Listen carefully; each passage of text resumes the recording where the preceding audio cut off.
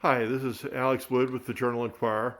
I'm here with Bohdan Pokora, who's a Ukrainian American, lives in Glastonbury, and has family both on his side and his wife's side who are living in Ukraine right now. Bohdan, I wondered if you could just tell us a little bit of what you're hearing from the family who are over there. Well, we've been in touch with them over the past week or so, as you can imagine. I have a cousin and her family who lives near a city called Ternopil, which is in the western part of Ukraine.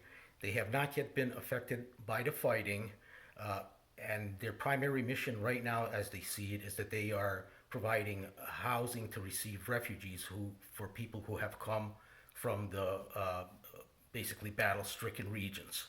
Uh, the administrations of both their state, in Ternopil, and the nearby state in Lviv, decided that they were not going to just take people and put them in stadiums or schools or stuff like that. That they wanted them scattered among pretty much the villages and towns in their territories, so that they could have some sort of decent housing conditions.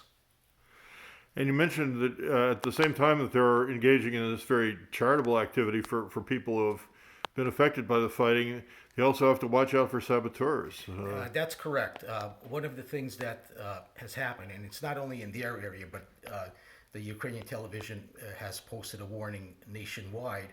There are two things that they're looking for. First of all, they are calling to all people who have rented property since November, to young men, especially those with foreign accents, to give the police a call to be checked out, because apparently there have been a lot of saboteurs that have infiltrated cities with intent to cause great harm. And that has been a fairly fruitful effort so far. Of course, we don't know how many there were originally, so we don't know how many they caught, but they've caught their fair share in many cities and towns.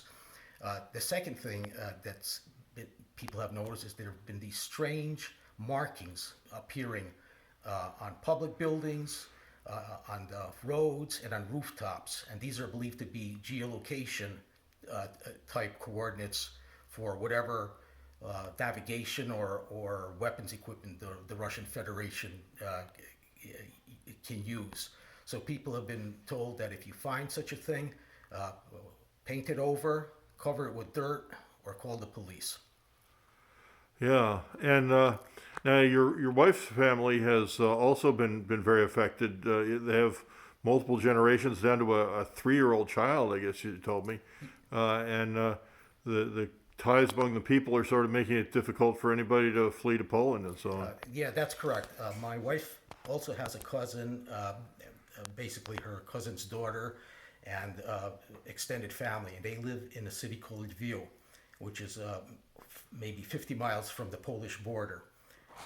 It's a fairly large population center, and the parents, they have work to do in the city. One of them works as a public safety official, officer. The mother is a nurse. Uh, but they have a daughter who has a 3-year-old child that's living with them, and they have uh, relatives in Poland, and they wanted to get her across to safety. But because of the difficulties and dangers of travel right now, this does not appear to be feasible. Right, and her husband can't leave because he's of the very broadly defined military age, correct? That's correct. Basically the order was if you're 18 through 60, yeah, stay here and report to the Territorial Defense Forces. And I believe you folks said he works in information technology. Is that correct? Yes. So regardless what your field is, you're a potential soldier over there right now. Oh yes. I mean, I saw videos on the Ukrainian television of entomologists at museums welding basically tank obstacles, anti-tank obstacles. Yeah, wow. It's kind of mind-boggling to think about all this. But we thank you very much. I appreciate you sharing those things, and just so sorry that you and your family have to go through all this at this point. Yeah, I'm sure it'll pass. And we, at this point, I think what's the phrase? We're cautiously optimistic. Wow, That's something. Okay, thank you again. Okay.